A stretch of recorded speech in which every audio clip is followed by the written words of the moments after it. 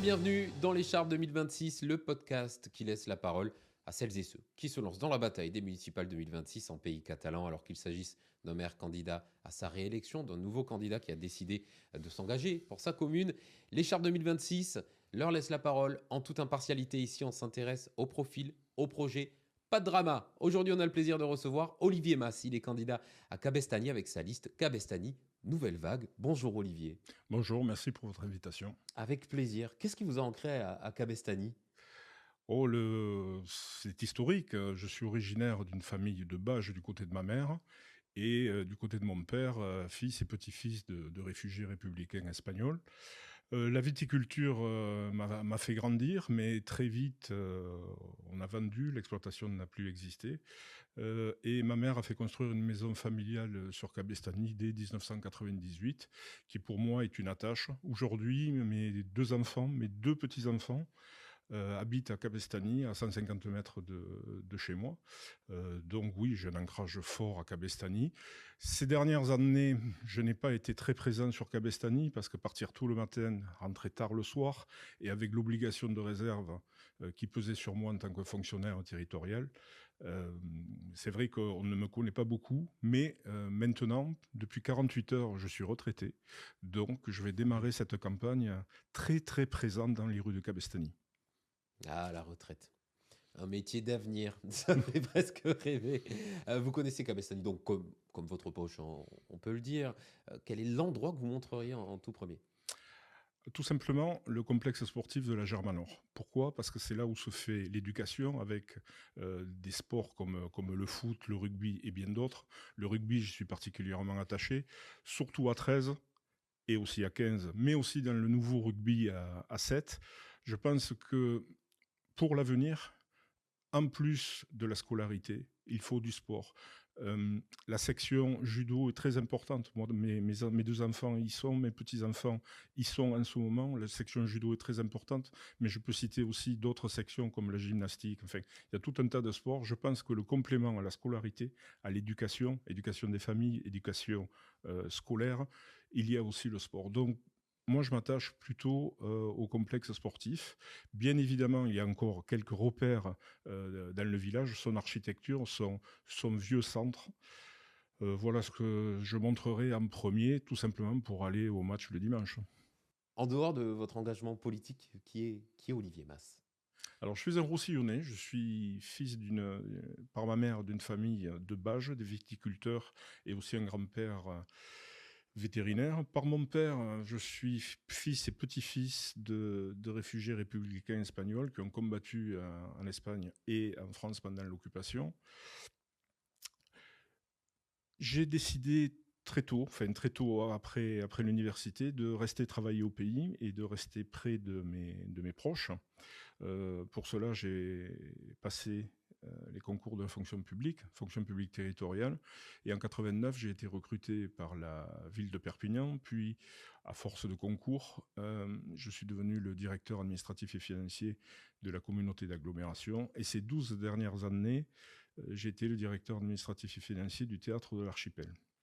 À côté de ça, j'ai mené une carrière de sportif de haut niveau et aujourd'hui, je suis plutôt mon fils qui prend la même voie. J'ai deux petits-enfants et deux enfants qui habitent sur Cabestany. Donc j'y suis très attaché pour ça. Ma mère est toujours sur Cabestany avec moi dans la maison familiale. Donc nous habitons à 150 mètres l'un de l'autre avec mes petits-enfants. Donc oui, j'ai un ancrage fort qui démarre d'un ancrage familial. Il est vrai que en travaillant sur Perpignan essentiellement, mais au profit de toutes les communes de la communauté, en travaillant sur Perpignan, en partant tôt le matin, en rentrant tard le soir, j'ai peut-être un déficit d'image, tout simplement, parce que pendant 36 ans, j'ai eu ce devoir de réserve qui a pesé sur moi. Et depuis 48 heures, c'est fini, je suis à la retraite. Donc, pour moi, la campagne démarre fort maintenant. On va me voir souvent dans les rues. Une vie entière donc au service des élus, des administrés. Aujourd'hui, vous décidez de, de- de vous lancer, d'être peut-être à votre tour élu. Pourquoi ce changement de direction? Quel a été l'élément déclencheur? Alors, Pendant toute ma carrière, j'ai travaillé pour préparer des dossiers. Je n'ai jamais pris la décision. Le problème n'était pas que je sois suivi ou pas suivi, le problème était que je ne prenais pas la décision. Donc psychologiquement, il y a certainement quelque chose qui me pousse aujourd'hui à prendre la décision.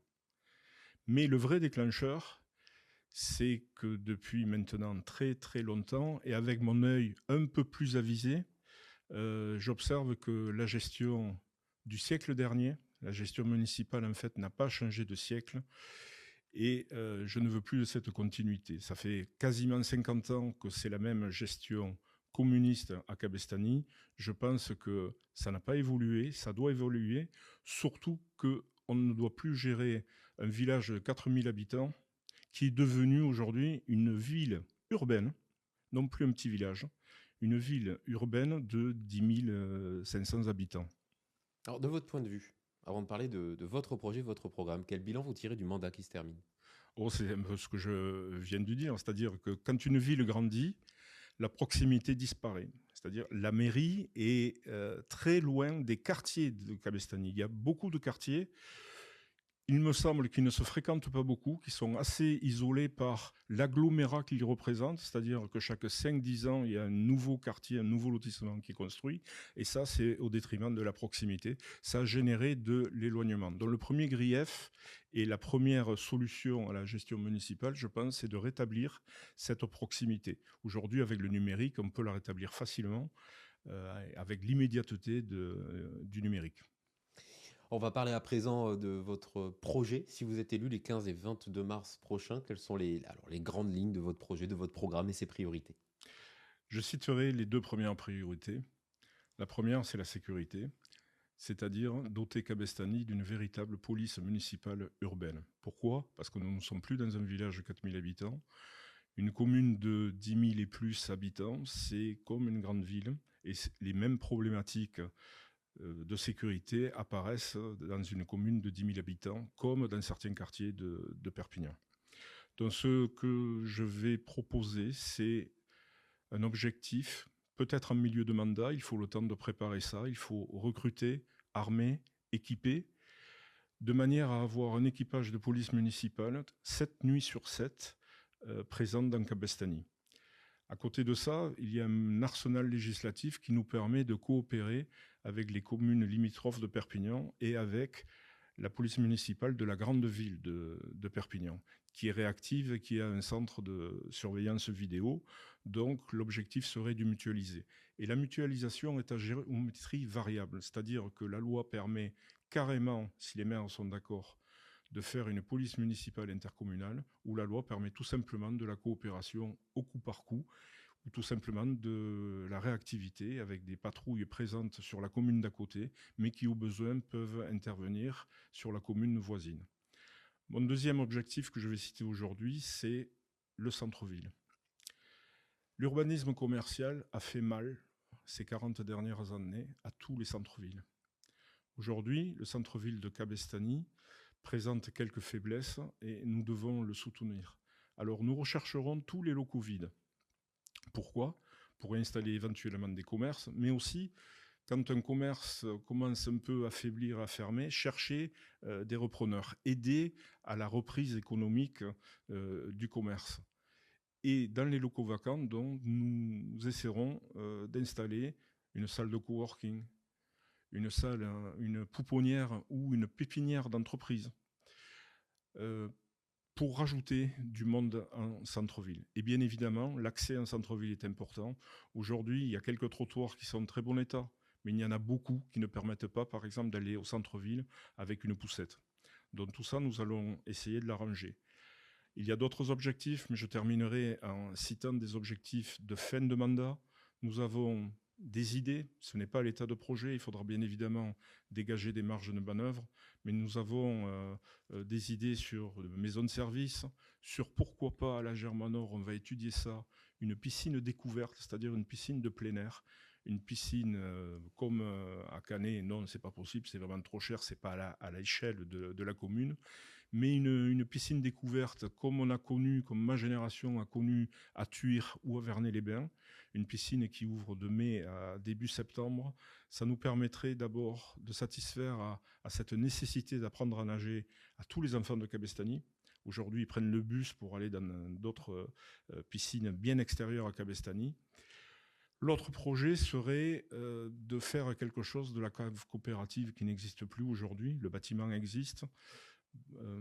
Qu'en faire? Donc nous avons l'idée, mais là aussi ce n'est pas quelque chose qui se réalisera en début de mandat, il faut le travailler, il faut obtenir des subventions, il faudrait en faire la scénographie, un musée du vin. Pas que du vin, mais aussi de l'huile d'olive, pourquoi pas, puisque ça se développe de plus en plus, et d'autres produits comme les amandes ou le miel. Voilà essentiellement 2 idées, plutôt de fin de mandat que l'on va observer, mais notre attitude sera d'abord, si évidemment nous sommes élus, d'observer un peu les conséquences des précédentes décisions prises par la municipalité actuelle pour que nous dégagions des marges de manœuvre pour pouvoir réaliser nos projets. On va se projeter à présent, Olivier Mas. Si vous êtes élu le 22 mars prochain à Cabestany, quel serait, à la fin du mandat, le changement le plus visible? La proximité, c'est-à-dire que nos habitants viennent à la mairie ou alors que la mairie vienne chez eux. J'envisage pas de créer des annexes mairies dans tous les quartiers, non, pas du tout. Mais par contre, et ça rejoint le projet de renfort de la police municipale, qu'il y ait un véhicule qui fasse une station pendant 72 heures dans un quartier. Il y a beaucoup d'emplacements où on peut stationner un fourgon et avoir une administration comme ça, en balade, au contact des habitants dans leur quartier, pour rompre cet isolement. Les gens ne vont que très peu en mairie, ils nous le disent. Ils nous le disent dans cette campagne. Donc il y a cette visibilité. Et aussi pour leur apprendre, certains ne savent pas, l'application numérique qui permet en un clic de dire qu'il y a des poubelles renversées, qu'il y a du mobilier urbain de cassé, qu'il y a des dégradations, que quelque chose ne va pas dans leur quartier. Je souhaite apporter l'immédiateté du numérique dans tous les foyers. Merci beaucoup, Olivier Mas. Avant de se quitter, la tradition, les 20 secondes pour vous adresser directement à celles et ceux qui voteront peut-être pour vous. En mars, les 15 et 22, cette caméra est ici. Elle est pour vous. Oui, après 50 ans de gestion continue, il ne faut pas avoir peur de changer. Le changement, si vous allez sur notre page web, vous verrez que tout est transparent. Nous sommes tous issus de la société civile, beaucoup de fonctionnaires, beaucoup de policiers et gendarmes, beaucoup de gens qui considèrent la gestion publique. Donc, n'ayez pas peur, vous pouvez voter pour nous et rendez-vous les 15 et 22 mars. Merci. Merci beaucoup, Olivier. Et merci à vous d'avoir suivi cet épisode de l'Écharpe 2026. Avant de partir, n'oubliez pas de vous abonner à la chaîne Plateau Média et puis d'activer la cloche pour ne manquer aucun futur entretien avec les acteurs des municipales 2026.